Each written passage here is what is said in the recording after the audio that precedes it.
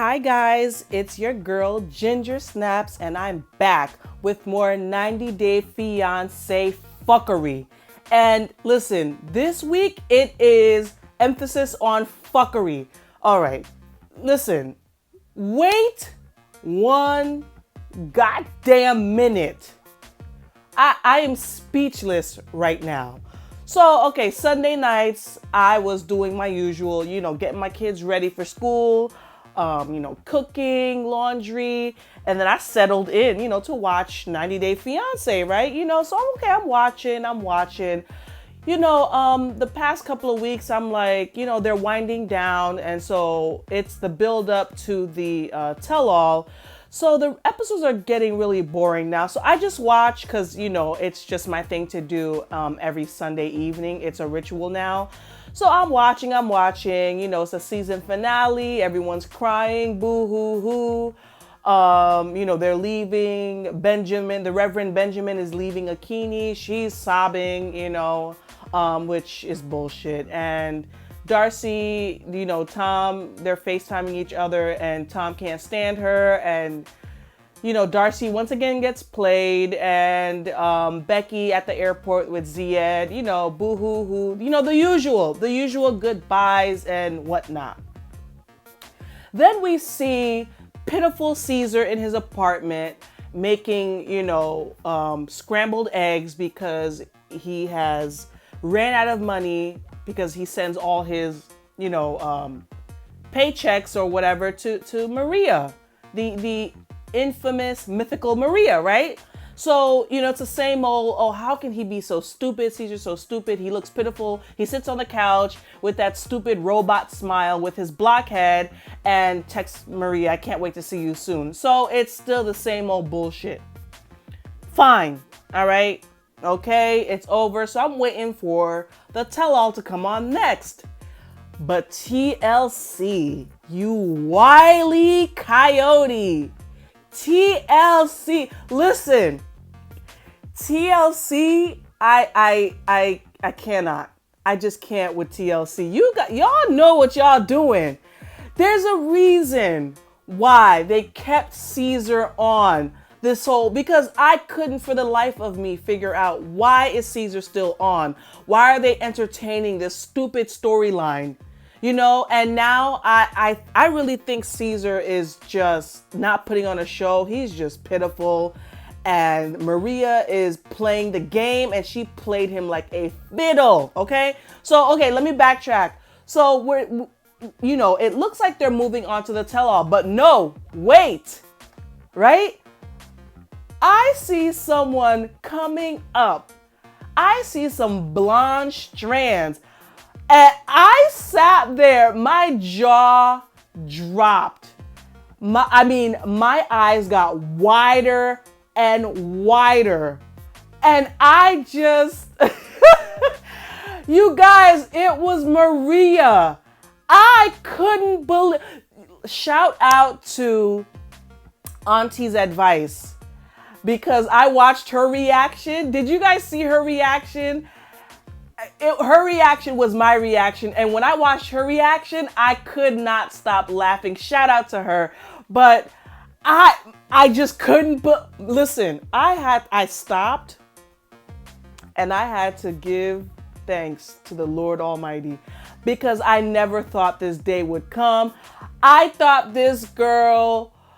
I started singing and I just met a girl named Maria.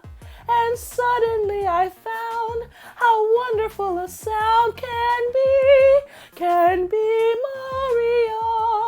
Say it loud and there's music playing.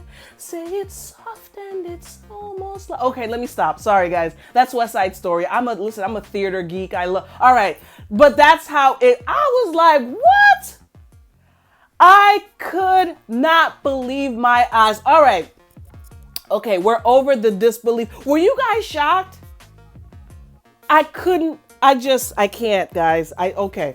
So let's go over Maria. Okay, we meet Maria. Okay. She is 28 from Kiev, Ukraine, right? And it's crazy how we're meeting someone at the end of the show. But TLC knows what they're doing. There was a reason why. Oh, anyways. So, she says that she joined Anastasia Date 8 years ago. Okay. And if you guys remember, it's an app. It's like a dating app for Eastern European women that Caesar found Maria on. So she was on there 8 years ago. So she was on there when she was 20 years old. That's really young. You know, that's really young. But you know what? She's been finessing dudes left and right, it seems like, for 8 years. I don't think this chick works. I think that's her occupation. Okay? Because she said something really important. And so, so she says she met, Caesar on Anastasia Date. And she says a lot of people around the world like Ukrainian women, which is true, guys. I mean, you know what? Let's be honest. Eastern European women, Russian, Ukrainian, they have this look about them. They don't look like your typical European, Western European. They don't look like your typical French, UK,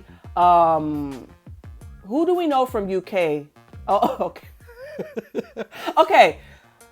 They don't look typically like Tom's sister, Emma. I'm sorry, I shouldn't say that. You know, like, they have this exotical Caucasian look, I guess, if you will. A lot of Russian people have fuller, they have fuller lips. I don't know. They just have this look. So a lot of people are attracted to that look. Okay. And I think, isn't that where that whole Russian bride mail order comes from? Because I think there is this stereotype, or I don't know if it's true, but a lot of back in the day, mail order brides came from Russia. Even our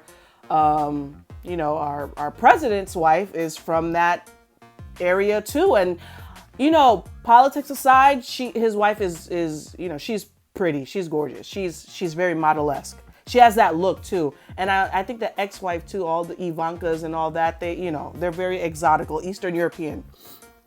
But anyway, so she says her type is blonde hair, blue eyes.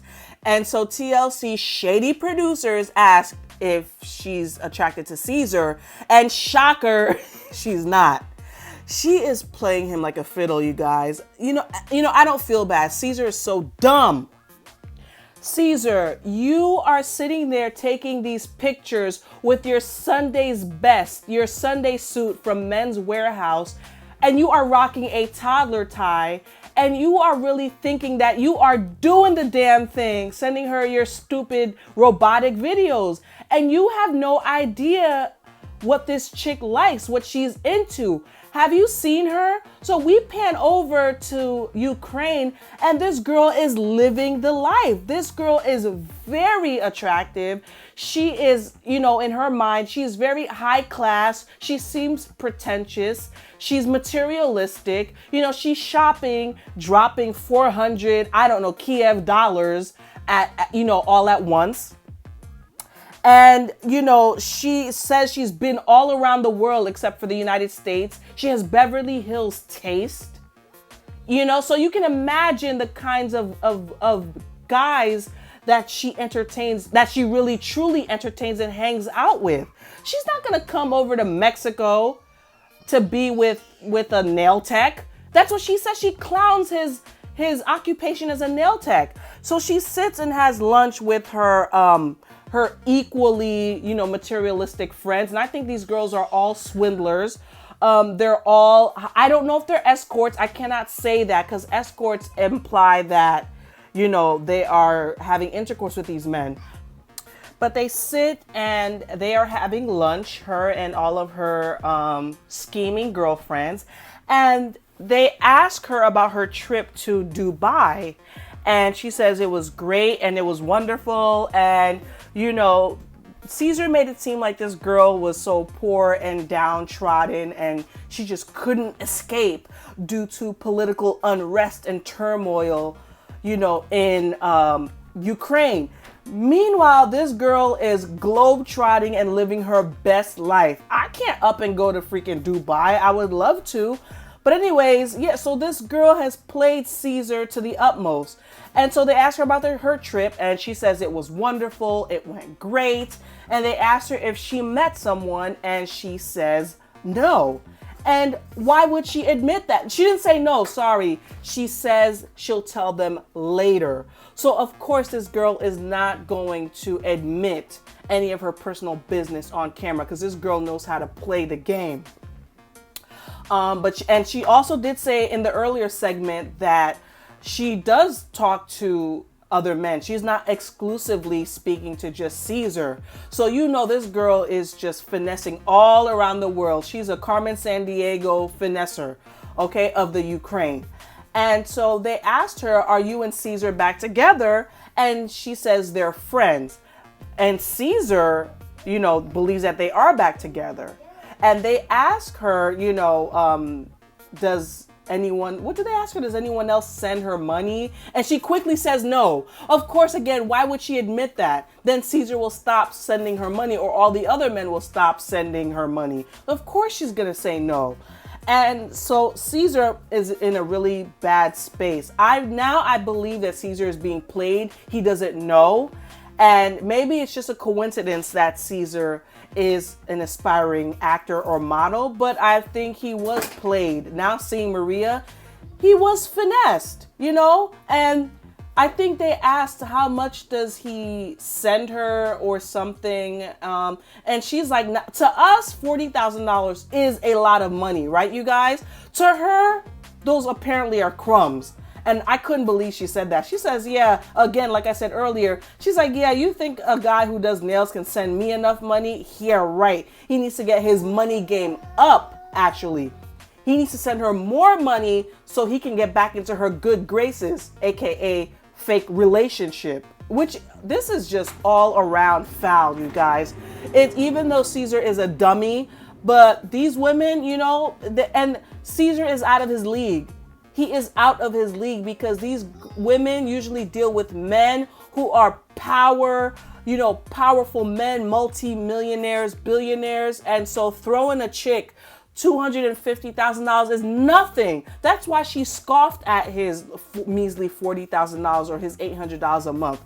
That's not enough. But she's getting it from elsewhere anyway. So, and you know, the little money he's sending her, she's not going to turn it down. You know, that's her probably lunch budget money. You know, it's just sad.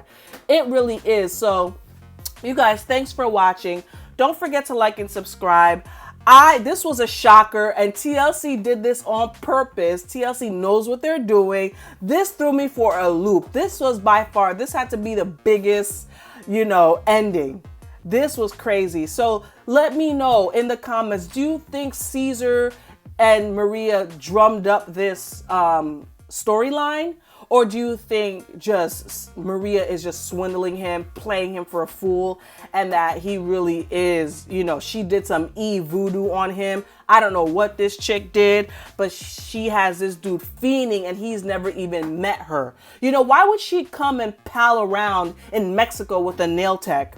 Meanwhile, she's in all these different exotic places.